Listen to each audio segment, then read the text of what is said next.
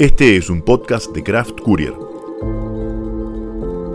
en el que Agustín Garetto y Milan Jelic analizamos semanalmente la política, la economía, la cultura, los temas internacionales y los hechos relevantes con una visión de conjunto, reflexiva, analizando tendencias, actores y teoría para entender mejor la realidad, priorizando la calidad de un análisis artesanal por sobre la velocidad y la cantidad. Hola Agustín, ¿cómo andás? Hola Milán, ¿todo bien? ¿Y vos? Bien, muy bien. Damos la bienvenida a todos nuestros oyentes también y les recordamos que nos pueden seguir para tener actualizaciones de cada viernes cuando subimos el nuevo episodio, y también nos pueden seguir en nuestro perfil de Instagram, que es @craft_courier, donde estamos publicando información muy detallada, bien documentada, algunos análisis tanto de política, de economía, algunas cuestiones internacionales, cultura. Y también, bueno, ahí promocionamos estos episodios del podcast. Y tenemos diría que más una forma de seguir los acontecimientos. Seguimos lo de la ley Ómnibus, que bueno, después vamos a hablar un poco más en detalle. Y, y es otra forma de dar contenido y más material a la audiencia. Y estaría buenísimo que nos sigan y nos apoyen en eso. Nos sirve un montón. Sí, de hecho la última publicación que hicimos fue sobre la inflación, el dato de inflación de enero, y ahora vamos a hablar sobre la inflación. También hicimos una publicación sobre la caída de la ley Omnibus, que vamos a tratar como segundo tema. Eh, y vamos a hablar también de la pelea de Milei con los gobernadores y los intendentes y su viaje a Roma.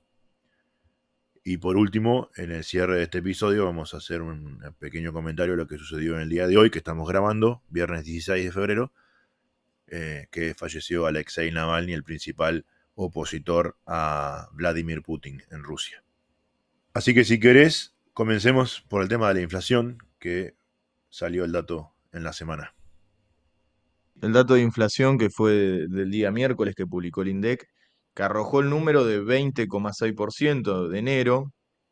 Obviamente que esto puede parecer una buena noticia si se lo compara con el de diciembre, que fue 25,5, pero nosotros en el posteo de Instagram hacemos hincapié en cómo bajaron las ventas, una caída estrepitosa, por así decirlo, en varios sectores de la venta minorista. Nos basamos en un informe del CAME.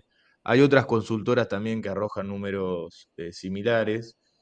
Ahora bien, creo que en el sector de alimentos era alrededor del 37% la variación interanual, es decir, que en enero del 2024 se vendió menos del 37% menos que en enero del 2023, que es un número alarmante, ¿no? Es buena la aclaración que dijiste interanual, solo para aclarar una cuestión técnica que para quien no lo sepa creo que es interesante. No es lo mismo comparar diciembre con enero, enero con febrero, que hay estacionalidad, hay cosas que suben y bajan por la estación, que comparar el mismo mes respecto del año anterior, enero contra enero, diciembre contra diciembre.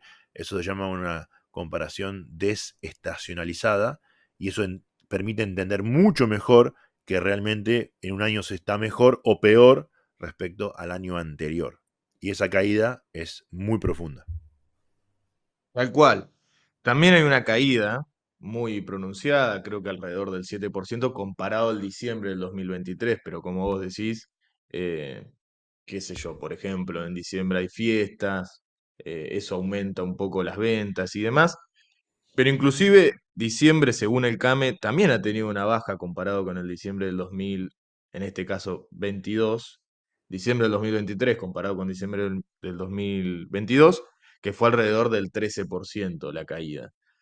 Y si uno analiza el gráfico que tiene el CAME, no es el gráfico que está publicado en el posteo de Instagram, ve que esta caída viene ya en los últimos meses del año pasado, pero se pronuncia mucho a partir de diciembre. Eso es una realidad, ¿no? Eh, hay un gran desfasaje. Por eso la inflación parece que es poca. Hay algo que me gustaría que lo digas vos respecto de por qué parece poca, a pesar de que es altísima, ¿no? Es muy alto tener una inflación del 20% mensual. Superamos a Venezuela, somos buenos en algo. Somos los primeros del mundo. Sí, en algo. Aparte de ser los últimos campeones del mundo en Claro, fútbol, somos los campeones de la inflación. tal cual. Mirá, Y por sí, qué parece poca? Por la estrategia del tero, ¿no? Gritar en un lado y poner los huevos en el otro. Y creo que eso fue lo que hizo Milei. Eh, los primeros días desde la Asunción empezó a decir algo que no lo había dicho antes, pero que lo repitió varias veces, el 15.000% de inflación. Vamos hacia el 15.000% de inflación. Y veníamos con 100, no sé qué, y uno dice, pará, 15.000% es, nos vamos al tacho. Sí, claro. Y después empezaron a decir, se vienen meses de 30 de inflación mensual. Entonces, cuando te da 20,6 y esperabas 30 o pronosticaste 30 y, y en el futuro tenías ese 15.000%, claro, 20,6 parece menos, ¿no? La del tero, ujú. gritás en un lado y pones los huevos en el otro. Entonces, esa expectativa negativa que creó cuando es menor pareciera ser un éxito. Pero la verdad es que hay que ver, esto ya lo hemos dicho un montón de veces, ¿no? Bueno, hay que ver cómo se sucede en los próximos meses en la inflación, a ver si realmente este inicial declive se mantiene. Recordemos que Massa también tuvo un par de bajas. Te estaba por decir justamente eso, porque me acordé, no tengo el número, sé que creo que era de un dígito, que hubo en un momento que era del 7 y bajó al 5 y dijimos, listo, conseguimos meter el barco y saltó al 12 después. Entonces, Exactamente. eh, no es tan sencillo, hay que esperar febrero, se vienen aumentos, eso en el posteo está de Instagram, el gráfico del INDEC que te muestra según división o según nivel. Y educación tenía un aumento del 0,9, recuerdo. Bueno, ahora se vienen los meses calientes para ese sector. Y electricidad, transporte, Ujú. muchas de las tarifas que estaban pisadas y que con toda objetividad claramente hay que subirlas. Hay que ver entonces, bueno, cuáles, cuántas, en qué proporción, pero que estaban pisadas, ¿no? Claramente, por el gobierno anterior. Con una inflación creciente. Entonces eso hacía que la brecha fuera mayor. Entonces el salto también es mayor, por supuesto. Pero más allá del número, del 20,6, a mí me gustaría hacer un destacar algo y que los mismos oyentes, todos los que nos están escuchando, ¿no? Que reflexionen sobre su propia realidad, ¿no? La sensación que uno tiene cuando va a comprar algo o cuando consume algún producto o servicio no es del 20,6, o por lo menos es altísima, ¿no?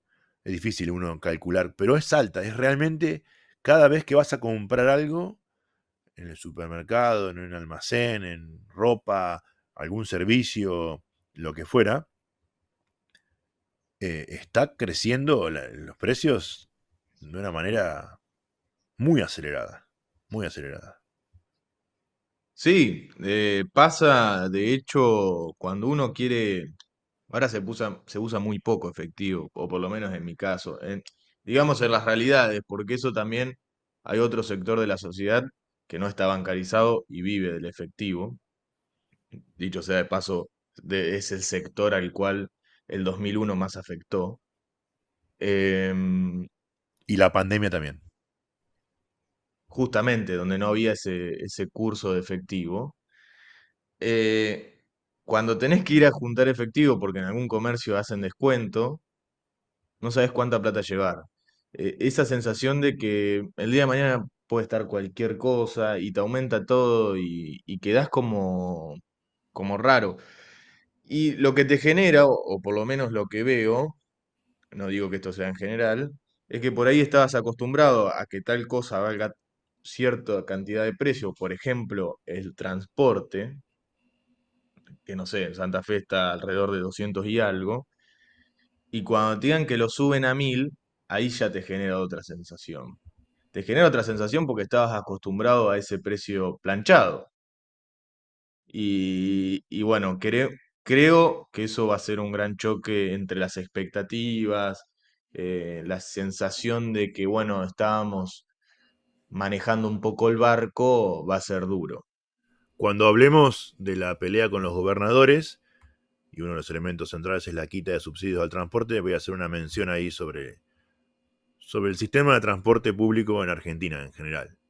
Pero dejémoslo para más adelante, cerremos el tema de la inflación y vuelvo a hacer hincapié en esto de la narrativa, ¿no? Cuando vos haces una narrativa, creas una narrativa tan mala, vamos de frente a la hiperinflación, y el resultado no es tan negativo, termina convirtiéndose en una buena noticia, ¿no?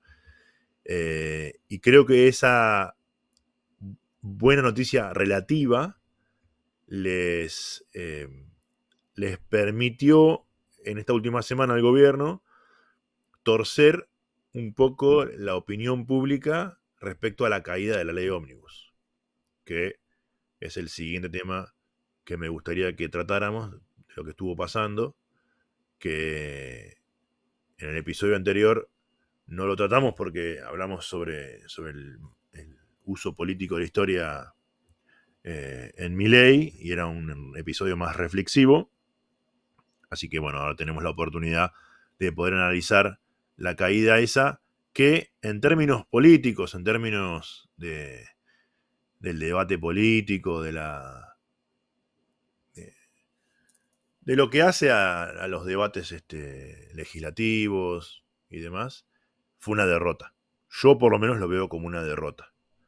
Porque era la primera ley, pero grande porque por su dimensión, que presentaba el Poder Ejecutivo, que supuestamente iba a ser el gran programa, cosa que ya dijimos en otros episodios, es un programa prestado, que era el Sturzenegger para Bullrich, pero bueno, era el gran programa con el que iban a poder hacer todas las reformas que querían, y que quede en cero, aclaramos, sigue teniendo estado legislativo, se puede seguir tratando. La realidad es que creo que no se va a tratar porque requiere de un montón de procesos de llamar de vuelta a las comisiones, etcétera, que no se va a dar, ¿no? Entonces, sigue teniendo estado legislativo, se podría tratar, yo creo que eso no va a suceder. Entonces, directamente la ley cayó. La gran ley con la que iba a gobernar mi ley se cayó. Y se cayó porque ellos mismos la quitaron, ¿no? Y en el quitarla muestra una falta de expertise en la labor legislativa fenomenal. Primero, en las comisiones, ¿no? Donde se pudo seguir por internet, por YouTube, los debates. Ya ahí te mostraban que les faltaba pericia y expertise en la negociación legislativa, ¿no? La del Congreso. Que no es el toma y daca, como cree Milei. Es una negociación, porque cuando vos, y además estás en minoría, ¿no? Pero cuando vos tenés una posición de poder, no tenés el total. Hay otros que también fueron elegidos y tienen su mandato, y ahí tenés que negociar. Y de todo lo que vos proponés o vos te gustaría conseguir, bueno, tal vez encuentres que hay una parte de la oposición que está dispuesta a apoyarte en algo y otra parte que no. Bueno, en la que sí, yo creo que tendrías que avanzar, porque al menos eso te lo están aprobando. Y volviendo a los comentarios sobre lo que posteamos en Instagram en las últimas semanas, últimos días, hicimos el posteo sobre la ley Omnibus y ahí especificábamos con cada uno de los artículos y incisos votados a favor y en contra, ¿no? Y se cayó en el artículo 6, porque el 5 hablaba de, entre otras cosas, las privatizaciones y como salió en contra, que era el inciso E del artículo 5, entonces bueno, ya ahí decidieron darla de baja, pero también les molestó que no les votaran 3 incisos del artículo 4, que eran las delegaciones legislativas, que aclaramos en la Constitución está establecido y prescripto que no debería tenerlas el Poder Ejecutivo, pero más allá de eso, de las 10 que proponía el artículo 4, 7 salieron aprobadas. Las 3 que no salieron aprobadas fueron energía, seguridad y fideicomisos. Y ya con eso se supone que les molestaba porque ellos querían venir a desmantelar los fideicomisos. De hecho, Spert, que ahora parece mileísta número 1, está bien, si comparte sus ideas, está bien. Es el presidente de una de las comisiones que trató el proyecto y era el miembro informante. Dijo en televisión, en una entrevista, que los fideicomisos eran el curro que querían dar de baja. Y como no lo pudieron hacer, ya la ley carecía de mucho sentido, ¿no? Pero te aprobaron los otros 7, que recordamos, economía, delegaciones legislativas en economía, en producción, en reactivación económica, en administración pública, en 7, un montón de temas en los cuales podrían haber ejecutado parte de su programa, y acá es una opinión mía, si es que lo tuvieran, porque yo estoy convencido de que no lo tienen, ¿no? Porque no lo han mostrado. Y se perdieron de esa parte al darla de baja. Ellos mismos dieron de baja la ley y se perdieron de aquello que ya les habían aprobado. Y de muchas otras cosas más que les hubieran aprobado. E incluso lo de los fideicomisos, hay varios que fueron elaborados, fueron creados por decreto, que puede darlos de baja el mismo Poder Ejecutivo con un decreto. Con lo cual, no es que están atados a pies y manos, porque ya hay algunos que quieren dar de baja que los pueden dar de baja si quieren. Tendrían que haber dado de baja ayer mismo, o el mismo día que se cayó la ley. Y eso muestra una falta de expertise legislativo en la labor legislativa muy grande, ¿no? Te pongo un ejemplo que he estudiado mucho y que creo que viene a explicar, ¿no? Esto de tomar lo que te aprueben. En la construcción de grande infraestructura, o incluso también se utiliza, lo utiliza Toyota, lo utilizan, se utiliza para la construcción de software. Hay un concepto que es la modularidad, ¿no? Y la entrega temprana de valor. ¿Qué significa esto? Yo tengo un proyecto de infraestructura muy grande, vamos a suponer una ruta. Vamos a poner el número, incluso hablamos en algún episodio de este ejemplo, de la ruta 18, que conozco bien en Entre Ríos, ¿no? 400 kilómetros. ¿Qué se hace en Argentina siempre?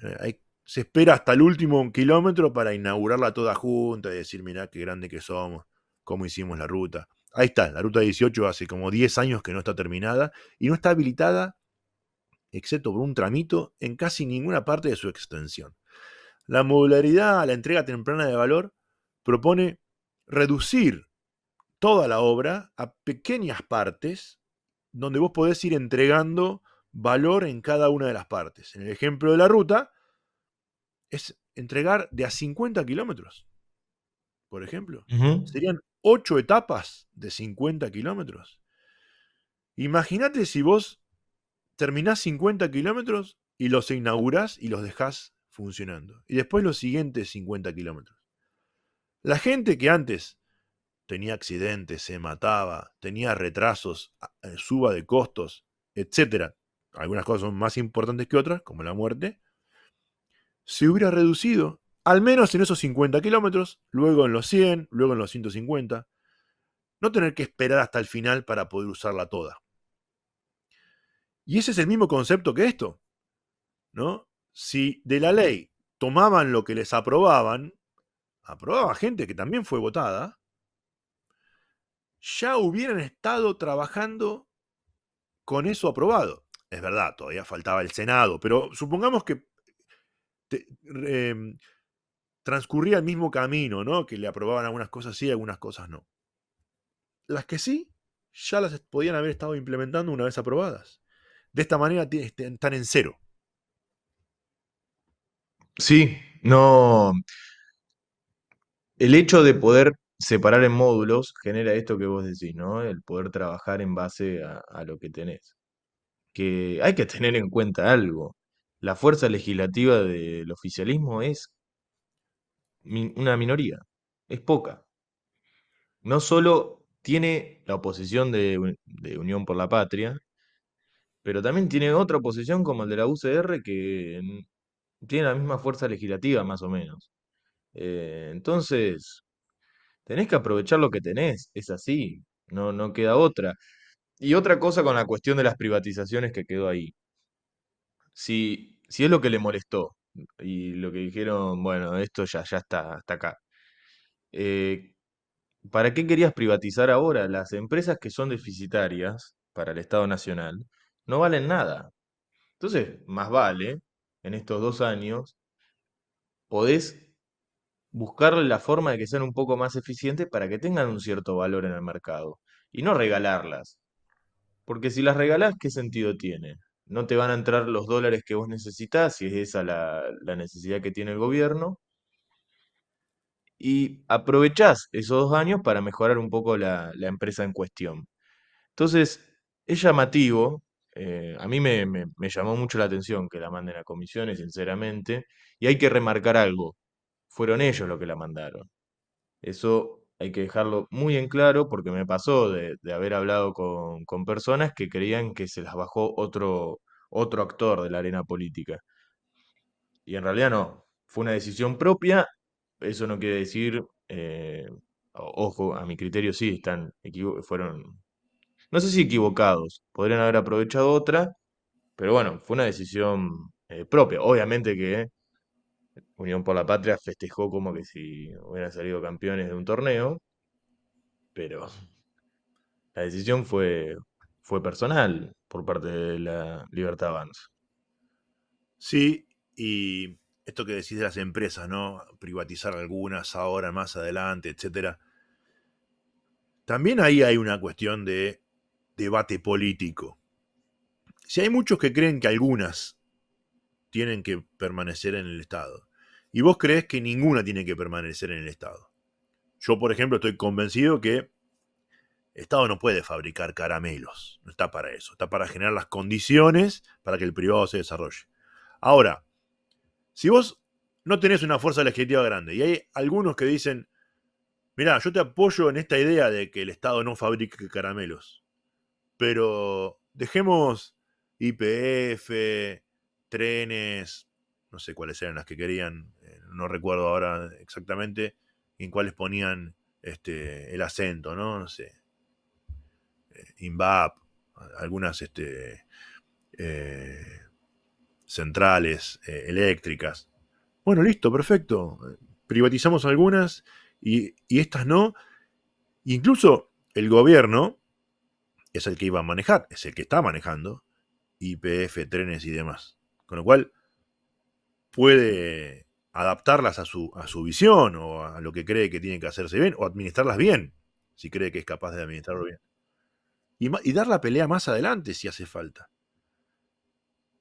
Recuerdo, Macri también tenía una idea de privatizar muchas cosas y cuando llegó no pudo. Y también tiene una cierta lógica de que no pudo, porque se acababan de estatizar. Y la verdad es que tampoco se puede estar barquinazo a barquinazo todo el tiempo, ¿no? Que estatizás, que privatizás, que estatizás, que privatizás. Es imposible que se pueda vivir así. Las empresas tienen una vida interna también, ¿no? Hay toda una literatura muy grande sobre qué pasa dentro de las empresas. Gran parte de los, eh, de los últimos premios Nobel en economía se dedican a ver cosas de ese tipo, ¿no? ¿Qué pasa con las personas dentro de las empresas con las personas, la relación en, ¿no? La parte micro de la economía, ¿no? Entonces, una empresa no puede estar de barquinazo en barquinazo, estatal, privada, porque se pierde capital, se pierden recursos humanos, capacidades. eh, entonces, también hay que tener eso en cuenta, ¿no? Si hay algunos que te dicen estas no, bueno, estas no, ¿y por qué no? Por esto. Bueno, lo tomo. Porque si no, es el todo o nada. Que además, no solo lo planteaba Milley, y lo sigue planteando, también lo planteaba Bullrich. No sé si vos te acordás. Sí, así cerraba los spots de campaña. Así cerraba los spots de campaña y en entrevistas que ha tenido después de la caída de la ley Omnibus, siguió defendiendo esa idea, apoyando al todo o nada. ¿Qué pasa cuando en realidad es nada, como fue con la ley? Sí, de hecho es una de las preguntas que yo me hago. Sin dejar de tomar como válida la idea de derrota del oficialismo, yo tomo otra punta de la cuestión que también me parece interesante, que es esta idea, ¿no? De la todo nada que el gobierno nacional intenta sembrar en la arena política. Que este estilo viene de la mano también con lo que hablamos de la necesidad y la urgencia en el quinto episodio de esta temporada, que hicimos antes del de Nacho, que es el último. ¿Qué tanto el gobierno nacional estaba interesado en el proyecto de ley? ¿Realmente creían que el paquete iba a quedar tal cual como lo habían presentado, teniendo en cuenta su débil fuerza legislativa? Lo lógico, aunque en política lamentablemente cada vez hay menos cosas lógicas, es hacer grandes cambios cuando tenés condiciones favorables. Por lo tanto, el gobierno estaba más interesado en que salga el paquete de leyes o en que este sea un muro que erosione la arena política. Si la intención era esta última, tan mal no le salió, porque en efecto la arena política quedó erosionada, pero, esto hay que marcarlo, el gobierno también está en dicha arena, no es un agente externo o no participante, por más que lo desee a veces cuando, cuando hablan.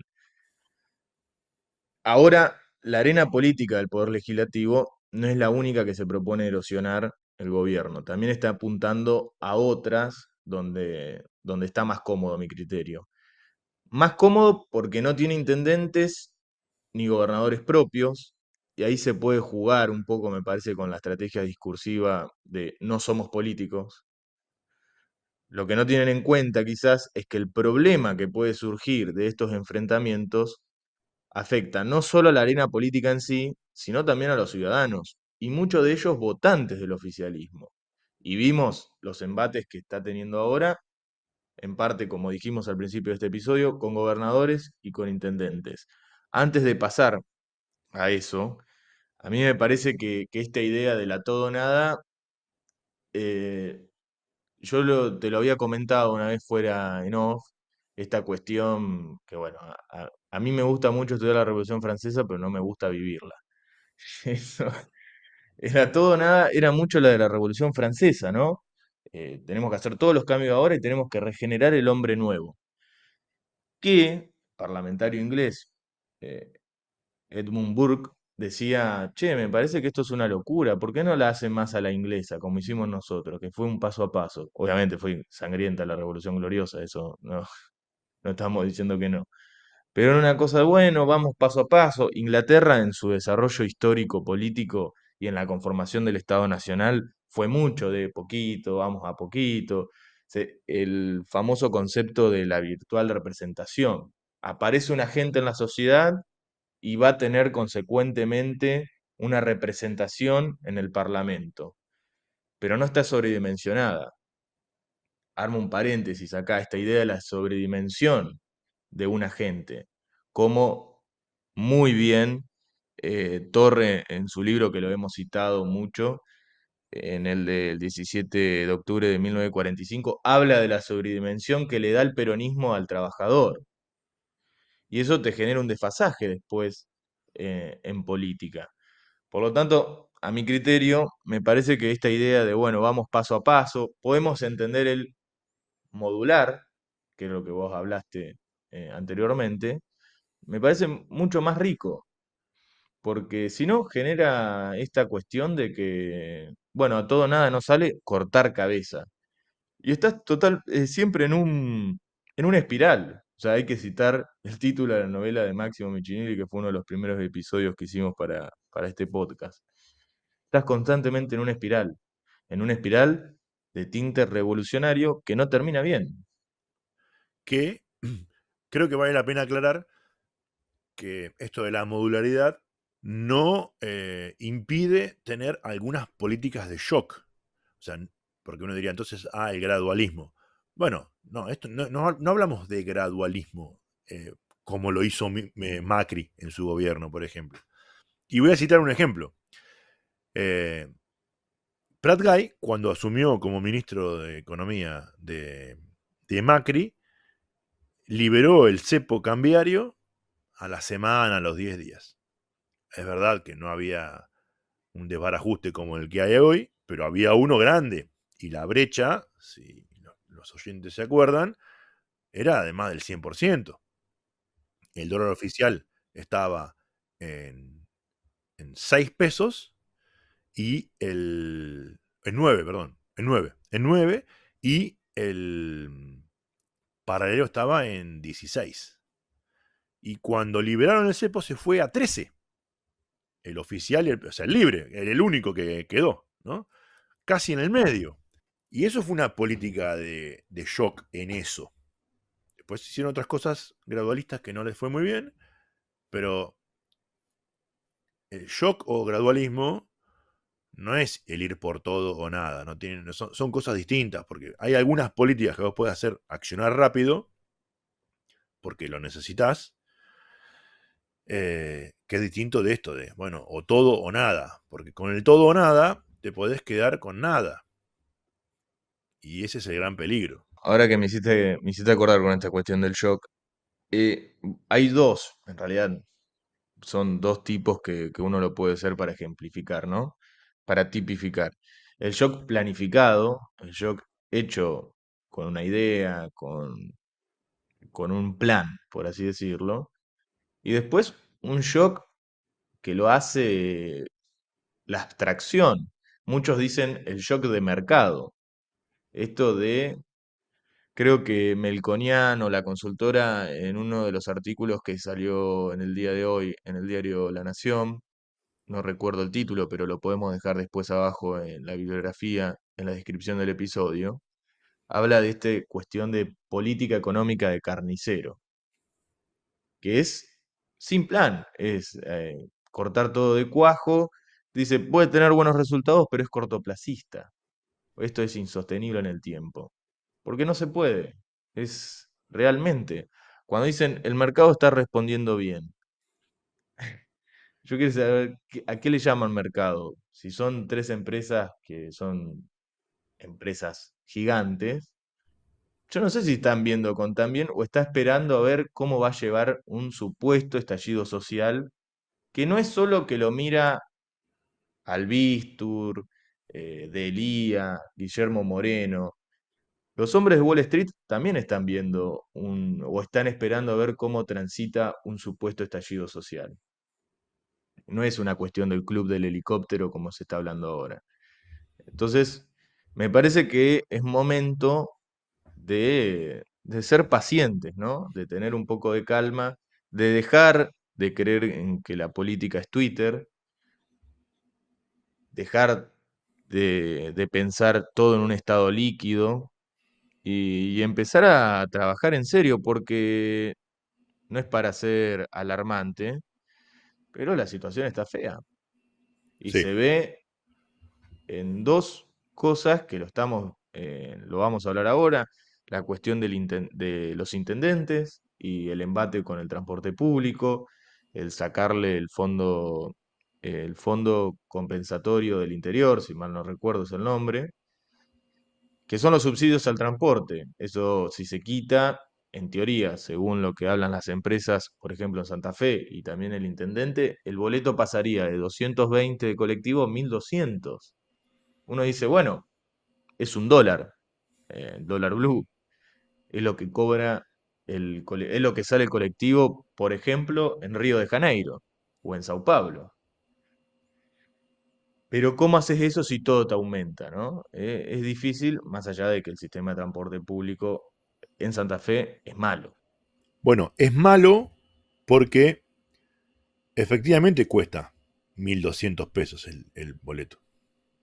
Ujú, O sea, el boleto cuesta 1.200. Que el usuario no lo pague, que pague solo 200, no significa que no cueste eso. ¿Por qué cuesta eso? Porque es un sistema ineficiente, muy ineficiente, en donde, en general, en Argentina, no están contemplados los costos que tiene el sistema y cómo se pueden reducir los costos. Vos, ante un producto, un servicio, tenés los costos que te genera producirlo o darlo y los ingresos que tenés por la venta, ¿no? Entonces, si tus ingresos es difícil que aumenten porque la gente que viaja es una, etcétera, y pagan poco, bueno, ¿cómo haces para bajar los costos? Bueno, hay formas de bajar los costos haciendo sistemas más lineales, de líneas troncales y secundarias, de mejorar la capacidad de las unidades, mejorar la frecuencia en algunos momentos y en otras no, con mayor previsibilidad para que si tenés menos frecuencia, pero si sabés cuándo va a pasar, podés estar más atento a eso y no esperar una hora el colectivo y a veces ni siquiera pasa, para bajar los costos. Que haciéndolo bien y sumándole otras aristas de la movilidad, como el estacionamiento, el ordenamiento del centro de las ciudades, generar un flujo mucho más rápido de la movilidad, harían que más personas se vuelquen al sistema de transporte público, aumentando la otra parte que son los ingresos, haciendo ahí sí mucho más eficiente al sistema, donde podrías bajar esos 1.200 y si subieras los 200 terminarías mucho más cercano uno con el otro. No sé si me ujú, explico con el punto. Porque durante los últimos 20 años, los municipios, las provincias, pero más que nada los municipios que tienen a su cargo el transporte público de pasajeros, no les interesó mucho si mejoramos las líneas, si mejoramos los recorridos, si gastan menos cubierta, aceite, combustible, que claro, en una unidad no es tanto, pero en cientos de unidades durante todos los días del año, durante muchos años, es un paquete de plata muy grande, ¿no?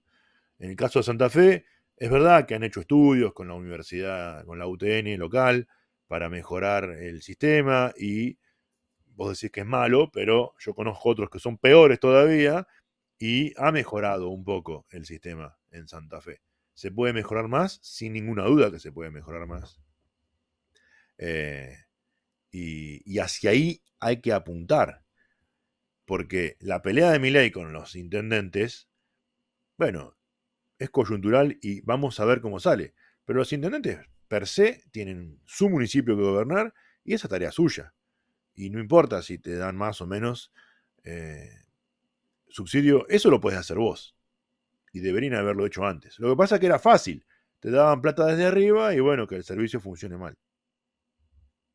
sí, y además esa idea que yo soy muy crítico, vos mencionaste los últimos 20 años porque fue eh, una idea que yo creo que hasta lo hicieron sin malas intenciones. Subsidiamos a las empresas porque ellos van a mejorar, van a hacer más eficientes lo que sea, el transporte o también la energía, porque esa fue la idea también, ¿no? Subsidiamos la energía para que las empresas ahorren y con esa plata mejorar el servicio. Está comprobado en todo el mundo que cuando se subsidia a la empresa, ojo, esto no quiere decir que en un plan productivo, no, sacando de eso, pero cuando vos le regalás plata, la empresa se va a chupar la plata, no le va a interesar, porque va a seguir ganando igual. Exacto. Por lo tanto, fue un error político que perjudicó la economía y que nos llevó a lo que estamos hoy, a este estadio. La pelea vuelvo a remarcar esto, de Milei con los intendentes, yo creo que él se siente mucho más cómodo porque no tiene ningún intendente al cual le puede golpear la puerta y atenderlo. Y pará, eso dijiste quiero marcar eso, no tiene ningún intendente. También tiene que darse cuenta él cuando le dice a los legisladores, ¿no? Acá el que ganó la presidencia es Milei, tienen que darse cuenta, no tienen ningún intendente. Por algo será que no tienen ningún intendente y ningún gobernador. Hay que ser realista con eso, ¿no? Eh, porque no tienen ninguno. Fuera de la figura de Milei, de los que presentaron ellos, sacaron pocos votos. Y la gente también votó a otro en esos casos. Por eso, justamente lo que quería apuntar, porque sucede con los gobernadores, ¿no? eh, es muy probable que el que votó a X intendente o a X gobernador haya votado a Milei. Es obvio, porque si no, no dan los números. No es que salieron un 30% de la tierra y votaron solamente para presidente. Entonces, en definitiva, siempre el que queda en el medio termina siendo el ciudadano que creyó en su momento que no lo iba a pagar a los costos, bueno, lo está terminando pagando ellos. Sucede lo mismo en el caso de los gobernadores, que quedó ahí con la cuestión de los docentes, porque eh, parece que el gobierno nacional no va a transferir, que es por ley, y también lo del Fondo Compensatorio del Interior, también es por ley.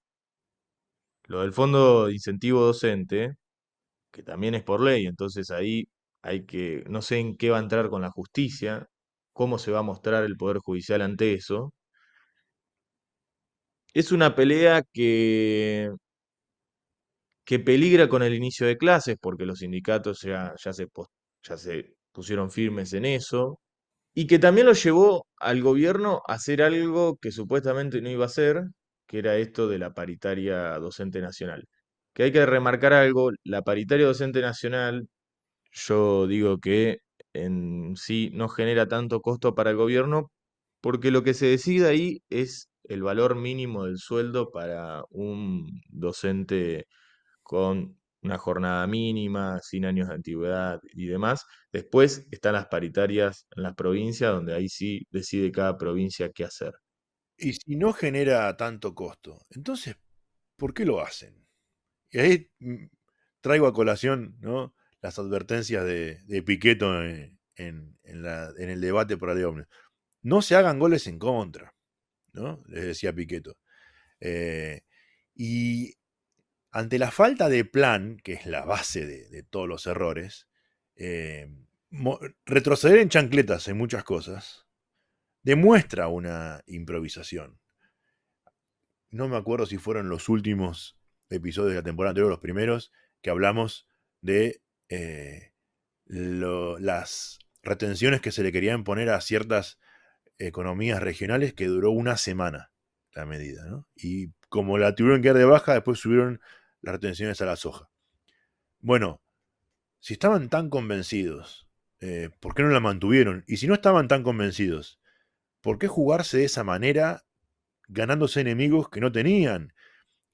Si ahora, en estos días, ayer creo que fue, dijeron que van a ir a la paritaria nacional docente. Pero el vocero Adorni y otros voceros no oficiales, digamos, pero del gobierno, dijeron varios días de esta semana, no va a haber paritaria docente nacional. ¿Para qué pelearse si después a los 2 días te das vuelta? Es un error de cálculo político fenomenal, porque son pequeñas derrotas políticas y la gente también ve eso. Innecesario. Si después terminaste haciéndolo. O si estabas tan convencido de que era fundamental, te mantenés en tu postura y das el debate desde esa postura. ¿No? Pero retroceder en chancletas, te terminás cayendo, lamentablemente. Y no tendría que pasar. Aclaro, no es bueno que el gobierno le vaya mal, porque estamos todos en este barco y porque la institucionalidad es una de las cosas que más hay que cuidar.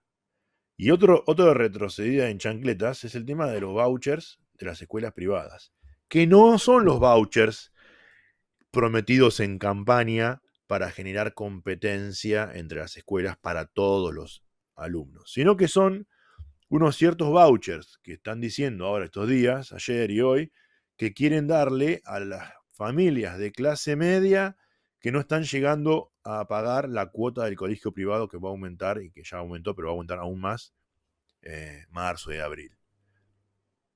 Entonces, no es el voucher prometido para generar competencia, pero es una medida de hiper corto plazo por las consecuencias que está generando la otra parte de la política económica. Y ahí están demostrando una falta de entendimiento de cómo tiene que ir la secuencialidad de las acciones.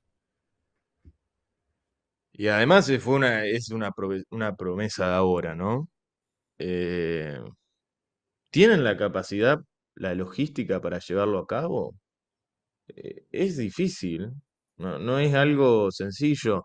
No sé si te acordás el tema de cómo se distribuían las cosas mirá, me llegó este ejemplo a la cabeza, en la pandemia.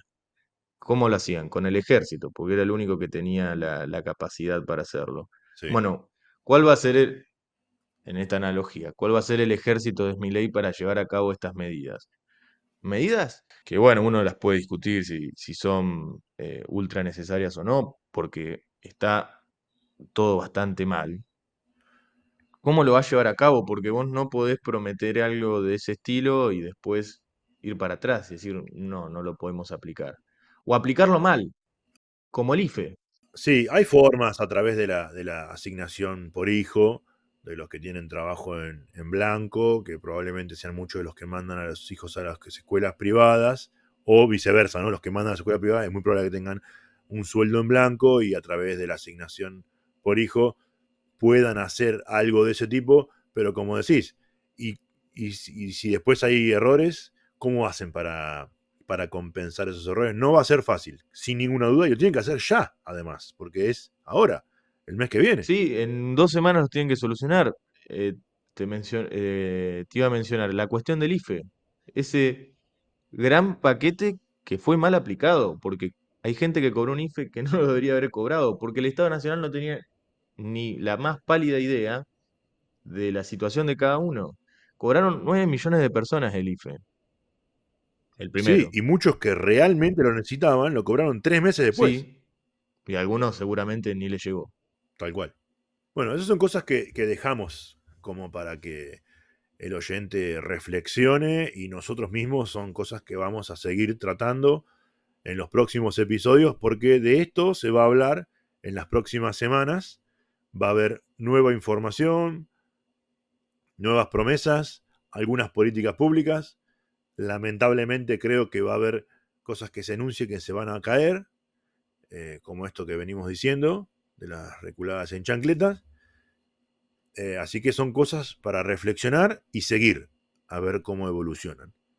Algo que sucedió en los últimos días también, que ha dado algo para hablar y que probablemente dé para hablar en los próximos días, o en las próximas semanas probablemente, fue el viaje que tuvo Milei a Roma y su visita y su entrevista con el Papa, que se vio 2 veces, ¿no? El primer día con la canonización de Mamantula y después la entrevista que tuvo eh, privada, ¿no?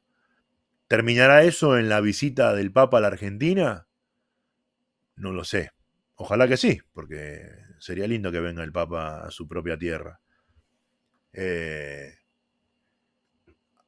¿Apoya, como algunos dicen, las medidas del gobierno el Papa? Claramente no creo y no creo que lo haya hecho explícito, no es algo que haga el Papa. Se anduvieron desdiciendo, algunos que sí, que no.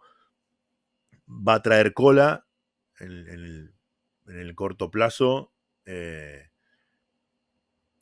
¿Tendremos alguna mejora en la relación entre ellos? De vuelta, ojalá que sí, porque es el presidente del país donde es el Papa. Y a la Argentina también le conviene porque abre puertas y genera una mejor actitud con, con, un grupo de gente que en la Argentina es mayoritaria, que es el de la religión católica. Eh, lo raro es que era, ¿cómo es que decía? El representante del diablo en la tierra o algo así, El ¿no? maligno, Del sí. maligno. El maligno. Y después estaban ahí a los besos y los abrazos. Bueno, es bueno que la gente recapacite. Son cosas que están ahí. A mí lo que más me interesa, más que en la figura de Francisco, es en la figura de Jorge Bergoglio, que ha tenido mucha influencia en la política argentina, más que nada en los municipios del Gran Buenos Aires, con con este famoso grupo que ha sido muy mencionado en lo que fueron los últimos meses de campaña, que son los curas villeros, que, que institucionalmente están organizados en base a la idea de Jorge Bergoglio. Bueno, ¿qué relación va a haber ahí? ¿Qué relación va a haber con el episcopado y el gobierno nacional? Que hasta ahora no hay tensiones, pero sí desde las instituciones católicas se le ha remarcado, ojo con la repercusión que va a tener esto en los estratos más bajos de la sociedad. Bueno, va a quedar como un hilo, como muy bien dijiste antes de mencionar la visita a Roma, para analizar durante los próximos semanas o meses. Porque es muy interesante la figura de Jorge Bergoglio en la política argentina, más que nada, principalmente en el conurbano, ¿no? Y sabes que levantaste un tema que no lo habíamos charlado antes en la preparación del episodio y me resulta interesante esto de los curas villeros y su inserción en la parte más vulnerable de, por lo menos del conurbano bonaerense, del AMBA. Y, y sería un actor interesante para que colabore ante esta situación tan negativa que estamos viviendo económica y de crisis general. Eh, sería un socio estratégico para el gobierno para tratar de paliar a los, a los más, la situación de los más vulnerables y rescatar a los caídos, como había dicho Milei, ¿no? Antes de asumir. Eh, ojalá que lo hagan, ojalá que les sirva, ojalá que puedan tender esos puentes. Si no sucede, bueno, también va a ser un actor a mirar porque eh, son, son los que tienen el termómetro y los que levantan la voz primero de la situación de crisis y vulnerabilidad. Así que bueno, serán dos cosas a ver en las próximas semanas, meses. Y por último, para cerrar, algo que va a dar muchísimo que hablar en los próximos días y semanas también, es algo que sucedió hoy, a la mañana, eh, que es la muerte de Alexei Navalny, el principal opositor de Vladimir Putin en Rusia, país en el que hay elecciones el mes que viene, y se dice, se habla, hay evidencia de persecución a los opositores. Este era el principal, hacía mucho tiempo que estaba encarcelado, tuvo un intento de asesinato por envenenamiento hace varios años, y ahora con creo que 47 años, o algo por ahí, un tipo joven, muere en la cárcel, ¿no?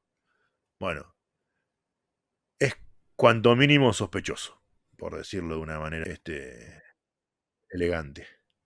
Sí, la verdad que obviamente uno ya conoce, ¿no? Lo que está más o menos sucediendo con Rusia.